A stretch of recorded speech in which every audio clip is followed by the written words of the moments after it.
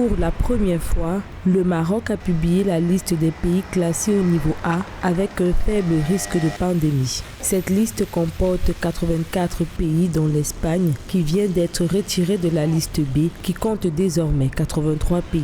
Ces nouvelles mesures qui entrent en vigueur dès ce jeudi 18 novembre interviennent à la suite de la décision du Maroc de renforcer le dispositif de contrôle pour l'accès au territoire national, a annoncé samedi le comité interministériel de suivi du Covid-19.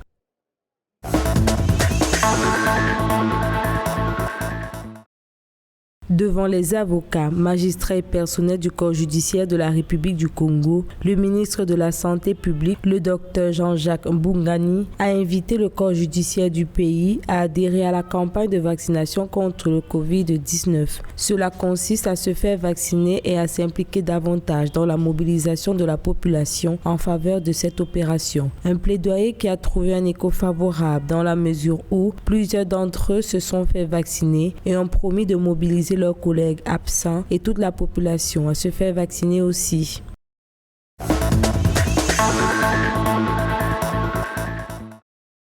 Le ministère ougandais de la Santé a reçu un total de 1 904 140 doses du vaccin Moderna Covid-19, une donation du gouvernement canadien. Ce premier don de vaccin financé par le Canada à l'Ouganda vient témoigner de la solidarité mondiale en action autour de cette pandémie. À titre de rappel, l'Ouganda vise à vacciner au moins 7 millions de personnes pour rouvrir complètement l'économie d'ici janvier 2022. Son plan global est de vacciner au moins 22 millions de personnes pour contenir la pandémie.